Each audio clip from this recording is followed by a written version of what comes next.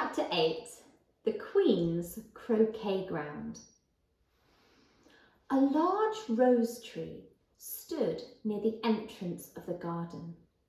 The roses growing on it were white, but there were 3 gardeners at it, busily painting them red. Alice thought this a very curious thing, and she went nearer to watch them.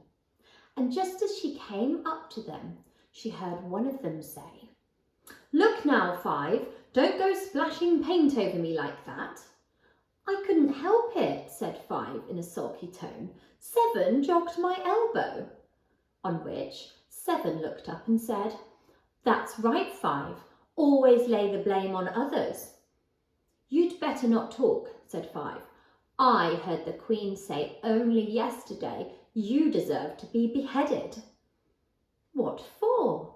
said the one who had spoken first. "That's none of your business, 2, said 7. "Yes, it is his business," said 5, "and I'll tell him it was for bringing the cook tulip roots instead of onions." 7 flung down his brush and had just begun. "Well, of all the unjust things," when his eye chanced to fall upon Alice as she stood watching them, and he checked himself suddenly. The others looked round also, and all of them bowed low. "Would you tell me," said Alice a little timidly, "why you are painting those roses?" 5 and 7 said nothing, but looked at 2. 2 began in a low voice. "Why, the fact is, you see, miss, this here ought to have been a red rose tree, and we put a white one in by mistake, and if the Queen was to find out, we shall have all our heads cut off, you know. So you see, miss, we're doing our best." Before she comes to, at this moment, 5, who had been anxiously looking across the garden, called out, "The Queen! The Queen!" and the 3 gardeners instantly threw themselves flat upon their faces.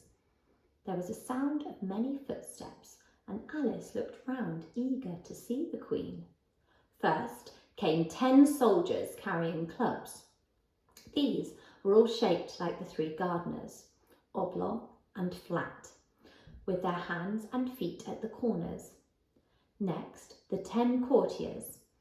These were ornamented all over with diamonds and walked 2 and 2, as the soldiers did. After these came the royal children. There were 10 of them, and the little dears came jumping merrily along hand in couples. They were all ornamented with hearts. Next came the guests, mostly kings and queens, and among them Alice recognised the white rabbit. It was talking in a hurried, nervous manner, smiling at everything that was said, and went by without noticing her. Then followed the Knave of Hearts, carrying the king's crown on a crimson velvet cushion. And at last, all of this grand procession came the King and Queen of Hearts. Alice was rather doubtful whether she ought not to lie down on her face like the 3 gardeners, but she could not remember ever having heard of such a rule at a procession. And besides, what would be the use of a procession, thought she, if people had all to lie down upon their faces so that they couldn't see it? So she stood still where she was and waited. When the procession came opposite to Alice, they all stopped and looked at her, and the Queen said severely, "Who is this?" She said it to the Knave of Hearts, who only bowed and smiled in reply. "Idiot," said the Queen, tossing her head impatiently, and turning to Alice, she went on, "What's your name, child?"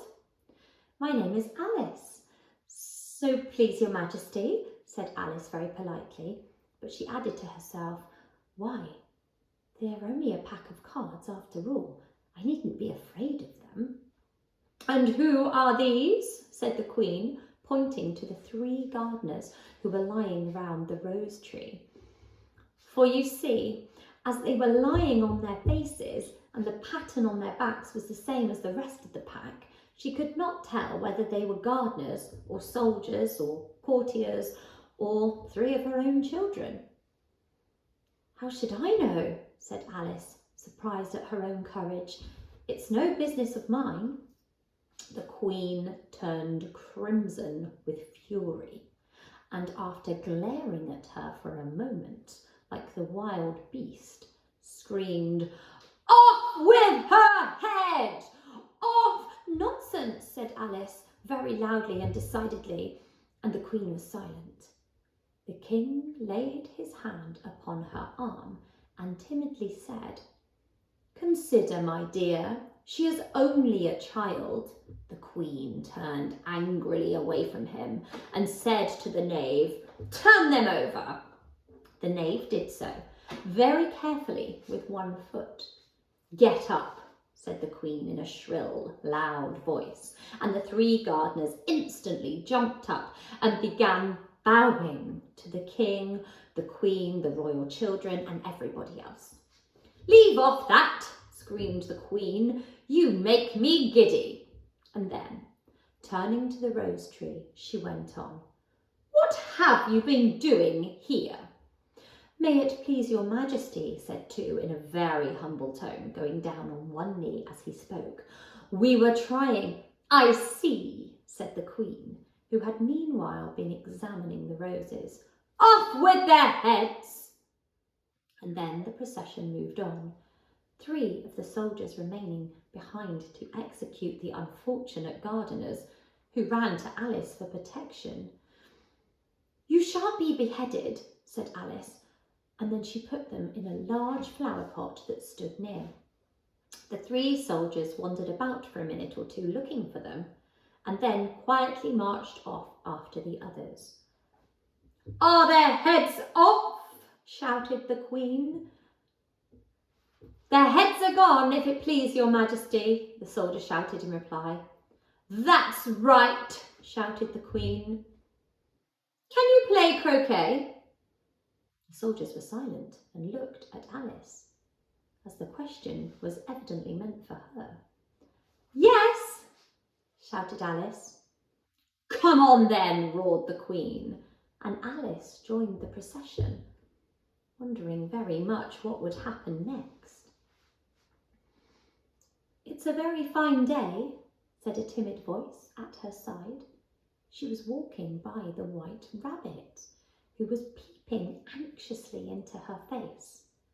"Very," said Alice. "Where's the Duchess?" "Hush, hush," said the Rabbit in a low, hurried tone. He looked anxiously over his shoulder as he spoke, and then raised himself up upon tiptoe, put his mouth close to her ear and whispered, "She's under sentence of execution." "What for?" said Alice. "Did you say, 'what a pity'?" the Rabbit asked. "No, I didn't," said Alice. "I don't think it's at all a pity. I said, 'what for?'" "She boxed the Queen's ears," the Rabbit began. Alice gave a little scream of laughter. "Oh, hush," the Rabbit whispered in a frightened tone. "The Queen will hear you. You see, she came rather late, and the Queen said—" "Get to your places," shouted the Queen in a voice of thunder, and people began running about in all directions, tumbling up against each other. However, they got settled down in a minute or 2, and the game began. Alice thought she'd never seen such a curious croquet ground in her life. It was all ridges and furrows. The balls were live hedgehogs, the mallets live flamingos, and the soldiers had to double themselves up to stand on their hands and feet to make the arches. The chief difficulty Alice found at first was in managing her flamingo. She succeeded in getting its body tucked away comfortably enough under her arm, with its legs hanging down, but generally, just as she'd got its neck nicely straightened out, and it was going to give the hedgehog a blow with its head, it would twist itself round and hook up in her face with such a puzzled expression that she could not help bursting out laughing. And when she'd got its head down and it was going to begin again, it was very provoking to find that the hedgehog had unrolled itself and was in the act of crawling away. Besides all this, there was generally a ridge or a furrow in the way of wherever she wanted to send the hedgehog to. And as the doubled up soldiers were always getting up and walking off to other parts of the ground, Alice soon came to the conclusion that it was a very difficult game indeed. The players all played at once, without waiting for turns, quarrelling all the while, and fighting for the hedgehogs. And in a very short time, the Queen was in a furious passion and went stamping about and shouting, "Off with his head! Off with her head!" about once in every minute. Alice began to feel very uneasy. To be sure, she had not as yet had any dispute with the Queen, but she knew it might happen any minute. And then, thought she, what would become of me? They're dreadfully fond of beheading people here. The great wonder is that there's anyone left alive. She was looking about for some way of escape and wondering whether she could get away without being seen, when she noticed a curious appearance in the air. It puzzled her very much at first, but after watching it a minute or two, she made it out to be a grin, and then she said to herself, "It's the Cheshire Cat. Now I shall have somebody to talk to." "How are you getting on?" said the Cheshire Cat, as soon as there was mouth enough for it to speak with. Alice waited till the eyes appeared and then nodded. It's no use speaking to it, she thought, till its ears have come out, or at least one of them. In another minute, the whole head appeared, and then Alice put down her flamingo and began an account of the game, feeling very glad she had someone to listen to her. The cat seemed to think that there was enough of it now in sight, and no more of it appeared. "I don't think they play at all fairly," Alice began in a rather complaining tone. "And they all quarrel so dreadfully one can't hear oneself speak. And they don't seem to have any rules in particular. At least if there are, nobody attends to them. And you've no idea how confusing it is. All the things being alive, for instance. There's the arch I've got to go through, next walking about the other end of the ground. And I should have croqueted the Queen's hedgehog just now, only it ran away when it saw mine coming." "How do you like the Queen?" said the cat in a low voice. "Not at all," said Alice. "She's so extremely—" Just then she noticed that the Queen was close behind her listening, so she went on, "likely to win, that it's hardly worthwhile finishing the game." The Queen smiled and passed on. "Who are you talking to?" said the King, going up to Alice and looking at the cat's head with great curiosity. "It's a friend of mine, a Cheshire Cat," said Alice. "Allow me to introduce it." "I don't like the look of it at all," said the King. "However, it may kiss my hand if it likes." "I'd rather not," the cat remarked. "Don't be impertinent," said the King, "and don't look at me like that." He got behind Alice as he spoke. "A cat may look at a king," said Alice. "I've read that in some book, but I don't remember where." "Well, it must be removed," said the King very decidedly, and he called the Queen, who was passing at the moment. "My dear, I wish you would have this cat removed." The Queen had only one way of settling all difficulties, great or small. "Off with his head," she said, without even looking round. I'll fetch the executioner myself, the king said eagerly, and he hurried off. Alice thought she might as well go back and see how the game was going on, as she heard the Queen's voice in the distance screaming with passion. She had already heard her sentence 3 of the players to be executed for having missed their turns, and she did not like the look of things at all, as the game was in such confusion that she never knew whether it was her turn or not. So she went in search of her hedgehog. The hedgehog was engaged in a fight with another hedgehog, which seemed to Alice an excellent opportunity for croqueting one of them with the other.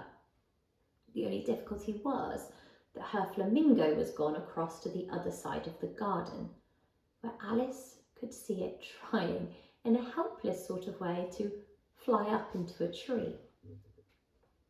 By the time she had caught the flamingo and brought it back, the fight was over and both the hedgehogs were out of sight. But it doesn't matter much, thought Alice, as all the archers are gone from this side of the ground. So she tucked it away under her arm, that it might not escape again, and went back for a little more conversation with her friend. When she got back to the Cheshire Cat, she was surprised to find quite a large crowd collected around it. There was a dispute going on between the executioner, the king, and the Queen, who were all talking at once, while all the rest were quite silent and looked very uncomfortable.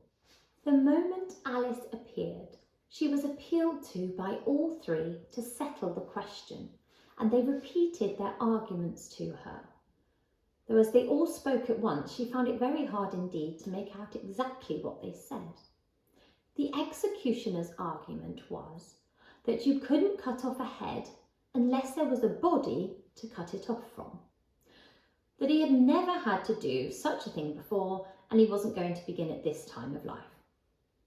The king's argument was that anything that had a head could be beheaded, and that you weren't to talk nonsense.